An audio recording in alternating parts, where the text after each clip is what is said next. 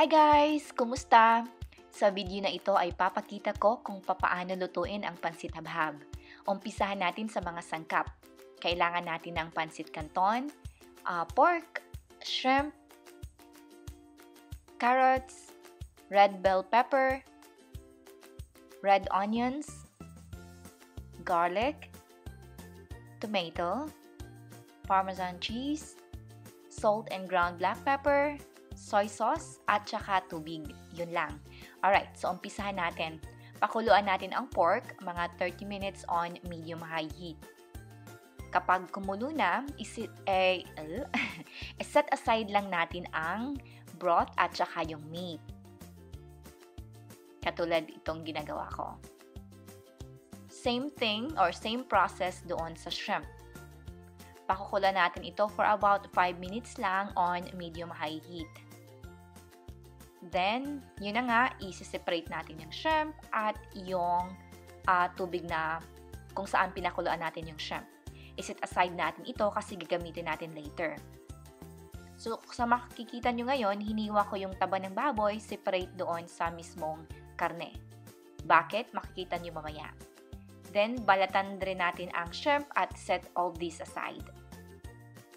Tapos, kuha tayo ng pan or wok, unahin natin ang taba ng baboy. Lutuin natin ito hanggang sa mag-produce siya ng oil on medium-high heat.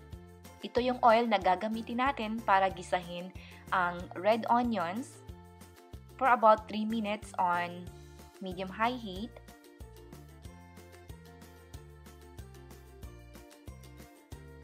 Then, gisahin rin natin yung bawang hanggang sa magiging golden brown ito at mangamoy na yung bawang, ano?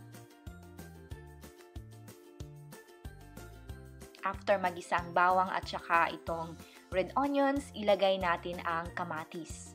Sa kamatis, gisahin natin ito for about 3 to 4 minutes naman.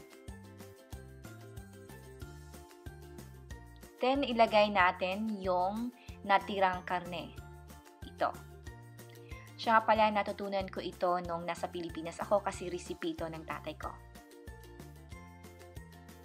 Then, season natin ito ng salt at saka freshly ground black pepper.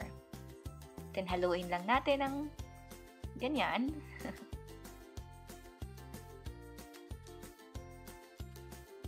After nito, lagay natin ng soy sauce. Then, carrots. After ng carrots, lagyan natin ng tubig. Pakuluan natin ito for 20 to 30 minutes at once kumulo na, doon natin i-adjust ang taste bago ilagay ang noodles. Okay? Then, i-mix lang natin ito ng maigi. So, siya nga pala lahat ng list of ingredients at exact measurements ay nasa description bar below. Then, ilagay natin ang red bell pepper at saka yung binalatan natin na shrimp.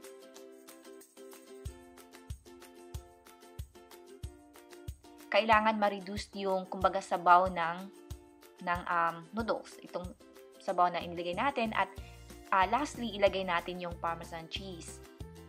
This is still on medium-high heat at kailangan talaga natin itong i-continue na halo-haluin kasi para hindi siya dumikit naman doon sa pan. And there you have it. Yun lang, tapos na.